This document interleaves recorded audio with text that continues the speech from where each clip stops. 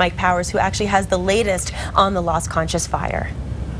All right, Nikki, thank you very much. As you mentioned, the fire is unofficially at about 90,000 acres. That's up about 20,000 from yesterday. It is still about 3% contained. But the good news is that there are no fires in Los Alamos or on the property of Los Alamos National Lab. Let's head to Los Alamos right now. Our David Romero is live near the Medical Center on Trinity in Los Alamos with more on all of this. David?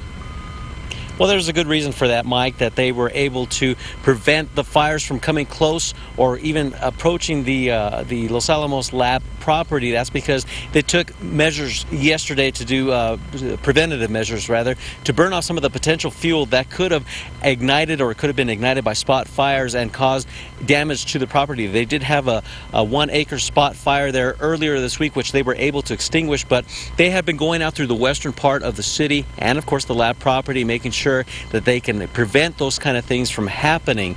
Now, echoing what the governor had mentioned earlier this week at one of the noon press conferences, is that she is urging all New Mexicans to not use fireworks this 4th of July holiday, and because of that too, White Rock, which is just down the hill from here in Los Alamos, has canceled their 4th of July show and celebration this year. And that's good reason, because not only because it's a volatile area, but this is something that the governor has asked people here in New Mexico to do. There are other ways, as has been mentioned, that you can celebrate the 4th, but avoiding lighting fireworks is just one of those. And of course, David, the people at the National Lab are very concerned about keeping their radioactive materials and other experiments safe, and they have said all along this week, hey, everything is safe, we've got this under control. I'm sorry, Mike, you cut out there just a little bit on that last part of the question. Well, I was just talking about how Los Alamos National Lab, the officials there, are trying to reassure everyone that lab property is safe. Basically, no matter what happens there, they have security in place to keep their experiments and radioactive materials safe. Exactly, Mike, and that's what the lab officials have stressed all week, is that the areas where they have those containers that contain the radioactive waste that are just, be it clothes and tools that they were using, those are in secured drums in a secured area.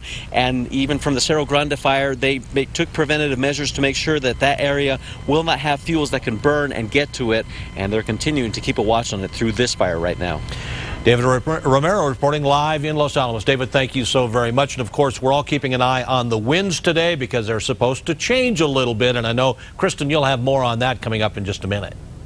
Yeah, absolutely. I mean, today is going to be the key day when it comes to battling this fire. It's going to be the toughest day for the firefighters so far. We're going to be looking at stronger winds today, and then yesterday the winds were more southeasterly, so that was pushing the fire away from Los Alamos. Today, yeah, it's going to be pushing more out of the southwest, and so that could potentially push the fire into Los Alamos. So all eyes on that, and the winds again even stronger today. And then this year we're just so dry. We have the drought. And a lot of comparisons have been made between the fires, this fire and the Cerro Grande fire 11 years ago, and we're in worse shape now than we were then. Well, this is actually now New Mexico's most destructive fire season ever. So I mean, that says a lot.